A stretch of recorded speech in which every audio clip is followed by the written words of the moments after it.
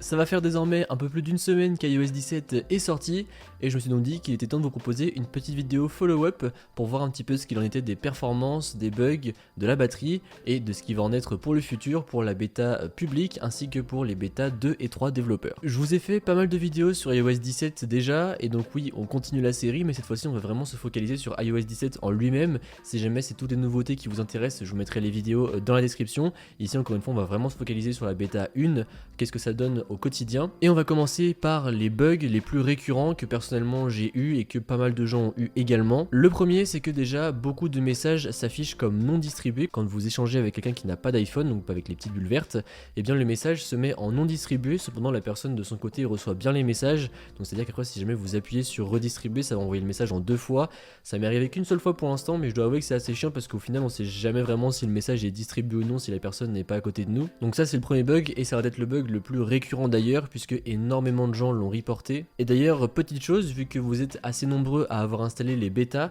si jamais vous avez un bug, je ne sais pas si vous êtes au courant, mais vous avez l'application évaluation ou feedback en anglais et en fait elle se présente comme ceci quand c'est la première fois que vous l'ouvrez, donc vous faites accepter, donc là vous mettez votre email et ensuite vous allez pouvoir envoyer justement tous les bugs que vous avez sur votre iPhone pour qu'ils soient corrigés pour la prochaine bêta. Et franchement c'est assez important à faire puisque comme ça pour les bêtas 2 et 3 on n'aura plus ces petits bugs là ou au moins ils seront corrigés dans la bêta encore après puisque certains peuvent prendre du temps, mais voilà c'était la petite parenthèse. L'autre bug c'est lorsque vous êtes dans le centre de contrôle et surtout dans le menu de AirPlay que les contours ne sont pas arrondis mais carrés, donc bon c'est plus un petit bug d'affichage. Et d'ailleurs autre bug d'affichage dans l'application téléphone, si jamais vous faites afficher le clavier, et bien le bouton rouge est à cheval sur l'écriture pour masquer le clavier. Toujours un bug d'affichage cette fois-ci avec le clavier, des fois le clavier s'affiche mais vous n'avez plus les messages en fait que vous allez devoir afficher. Le clavier va en fait cacher la moitié de l'écran et c'est impossible de descendre, donc bon pour ça il y a juste à fermer l'application et la réouvrir, donc ça va. Et parfois vous avez un espace entre votre champ d'écriture et votre clavier, une espèce de barre noire.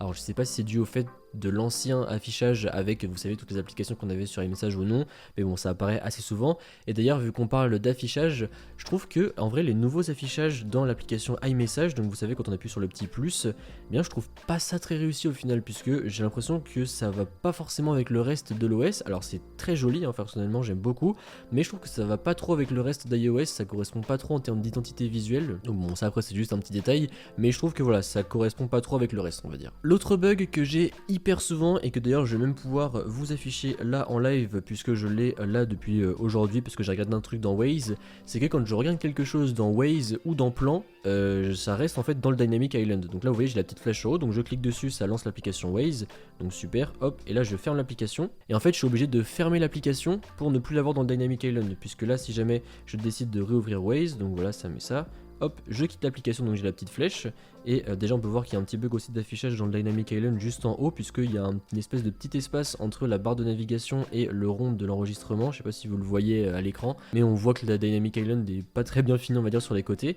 Et donc si là je ferme Waze, et bien vous voyez que ça s'affiche toujours dans le Dynamic Island. Alors que si je clique dessus, donc du coup ça va réouvrir l'application Waze. Et encore une fois, voilà, là ça se réaffiche dedans. Hop, on va fermer l'application Waze, et bien ça sera toujours affiché à l'intérieur. Donc tout ça c'est pour les bugs. Et maintenant l'autre chose dont j'aimerais parler c'est la batterie, puisque il est vrai qu'avec iOS 17, alors pour le coup on n'a pas trop de bugs je trouve, franchement ça reste relativement raisonnable, sachant que c'est pas des bugs qui moi personnellement m'empêchent d'utiliser mon iPhone au quotidien. Alors après je sais que certaines personnes ont des bugs de caméra etc, par exemple de caméra selfie qui ne veut pas s'afficher, personnellement c'est pas le cas, mais alors par contre je trouve que la batterie pour le coup elle en prend un sacré coup, puisque personnellement je suis à 20% de batterie vers 19-20 heures, alors qu'avant je pouvais largement finir mes journées jusqu'à minuit 1h, et là vous voyez je suis à 44% à 16h30, mais je pense qu'à 21h, 22h grand max à mon avis je commencerai à être sous les 20%, alors que pourtant mon temps d'écran n'a pas forcément changé pour autant et j'ai pas forcément changé mes usages non plus. Mais bon après c'est normal, c'est une bêta donc je suis au courant qu'il y a des bugs, que la batterie baisse etc, c'est tout à fait normal, c'est juste ici encore une fois pour vous faire un petit follow-up. En revanche en ce qui concerne les performances, rien à signaler, j'ai pas eu de bug comme quoi l'iPhone chauffait trop ou quoi, rien d'anormal de ce côté là, donc ça c'est plutôt cool.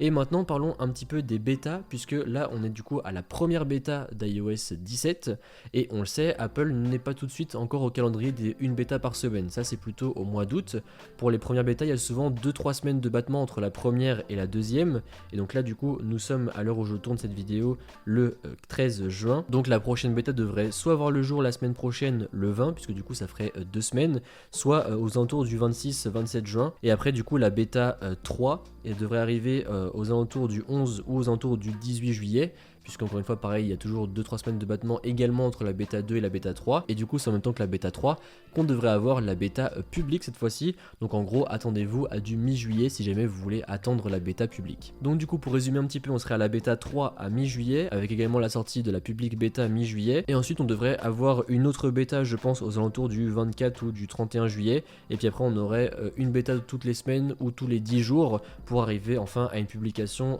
début mi-septembre en fonction de quand est-ce qu'on aura la keynote. En tout cas vous n'hésitez pas à me dire dans les commentaires ce que vous pensez d'iOS 17 pour l'instant si jamais vous l'avez installé. J'ai encore pas mal d'autres vidéos sur iOS 17 qui arrivent, notamment une dans laquelle je vous montre comment le désinstaller puisque pas mal de gens me l'ont demandé, donc ça arrive très bientôt, ne vous en faites pas. Et sur ce, moi je vous dis à bientôt pour une prochaine vidéo. Allez, salut!